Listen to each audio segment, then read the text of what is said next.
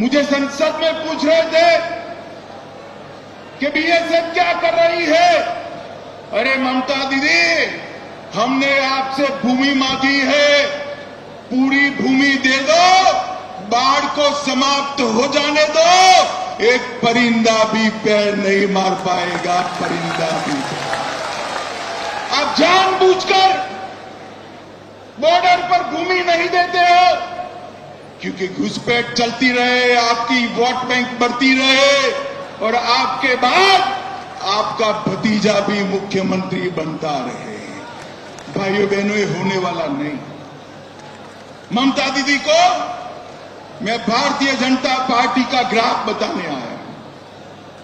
17 के चुनाव के बाद हमने तैयारी की, 19 की लोकसभा में हमें सफलता मिली, 21 की विधानसभा में 77 सीटें मिली और 24 की लोकसभा में 97 सीटों पर भारतीय जनता पार्टी का लीड रहा, 97 विधानसभा सीटों और 143 सीटों पर 40% से ज्यादा मेरे कार्यकर्ताओं के परिश्रम के कारण वोट मिले।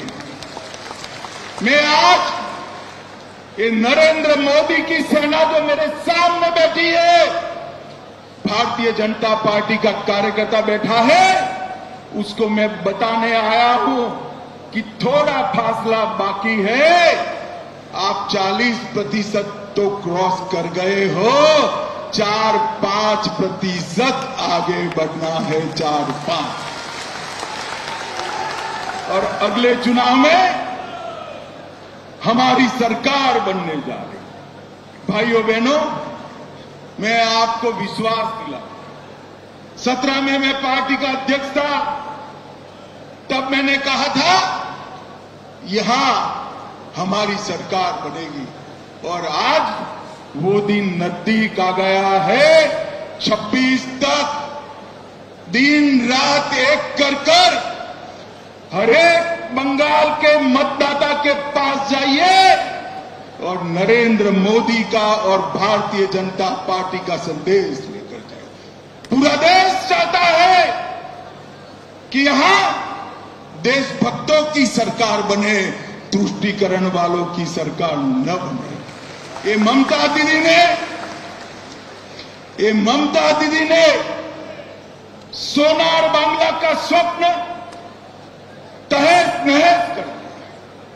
भ्रष्टाचार, घुसपैठ, महिलाओं पर अत्याचार, हिंदुओं के साथ अन्याय, इससे इनकी राजनीति चलती है।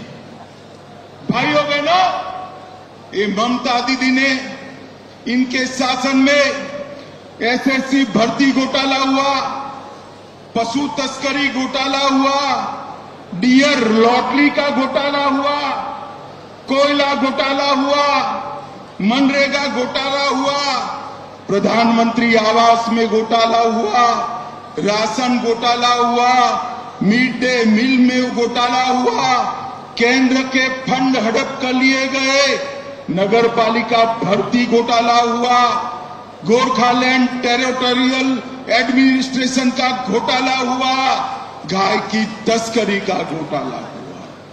हजारों करोड़ रुपया बंगाल की जनता का एक तृणमूल कांग्रेस की सिंडिकेट को भेंट चढ़ गई। मैं आज सभी कार्यकर्ताओं को पूछने आया हूं, ये पैसा सिंडिकेट का है या बंगाल की गरीब जनता का है? मुझे बताइए, ये सिंडिकेट का है क्या? जोर से बोले, सिंडिकेट का पैसा है। मोदी जी जो पैसा भेजते हैं, सिंडिकेट की भेंट चढ़ना चाहिए क्या?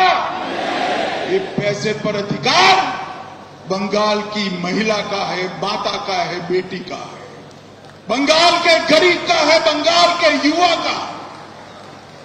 कलकत्ता के बाजार में युवाओं की नौकरी बिकती है, इनके घर से इतना पैसा पकड़ा जाता है कि गिनने में 27 मशीन थक जाते हैं, मगर पैसा खत्म नहीं होता है। भाइयों बहनों, ये सिलसिले को बंद करना पड़ेगा। मुर्शिदाबाद में अभी हिंसा हुई। हमारा गृह मंत्रालय कहते कहते थक गया कि बीएसएफ को बुला लीजिए। हम नहीं बुलाएंगे, क्योंकि बीएसएफ आती तो हिंदुओं की रक्षा करती। फिर हमारे कार्यकर्ता हाई कोर्ट गए। हाई कोर्ट के ऑर्डर पर बीएसएफ आई और हिंदुओं को बचाने का काम किया।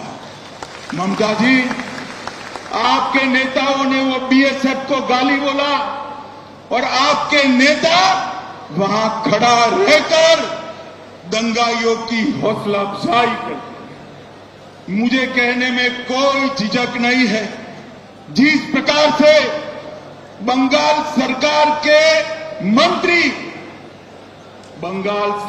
के मंत्री इस दंगों में शामिल थे, ये स्टेट स्पॉन्सर दंगा था जिन्होंने हिंदुओं को अन्याय किया।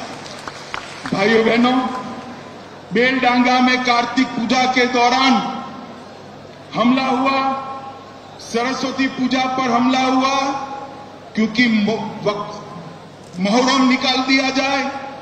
भाइयों बहनों, मुस्लिम तुष्टीकरण की सभी सीमाएं ममता दीदी लांघ गई। मुझे बताओ भाइयों बहनों, मन से बताना, मोदी जी जो वक्फ का कानून लाए हैं वो अच्छा है या नहीं है? जोर से बोलो, अच्छा है या नहीं है? बंगाल की जमीन, बंगाल की सरकार की जमीन वक्फ की भेंट चढ़नी चाहिए क्या? जोर से बोलो, चढ़नी चाहिए। ममता दीदी, वक्फ के कानून का विरोध कर आप किसका पक्ष ले? पूरा बंगाल चाहता है कि वक्फ अच्छे से चले, पारदर्शिता आए, निर्दोषों की भूमि न जाए, सरकार की भूमि पर अतिक्रमण न हो, मगर ये वक्फ का विरोध करेगी। ममता दीदी, 2026 तक कर दो, जितना विरोध करना है उतना, उसके बाद आप मुख्यमंत्री ही नहीं है। भाइयों बहनों,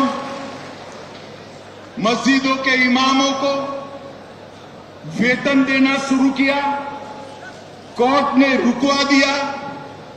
बांग्लादेशी और रोहिंग्या उनकी मदद से घुसपैठ कर रहे हैं। राम जन्मभूमि के भूमि पूजन के दिन सद्भावना जुलूस के नाम पर नाटक किया। दुर्गा पूजा का विसर्जन पोस्टपोन किया।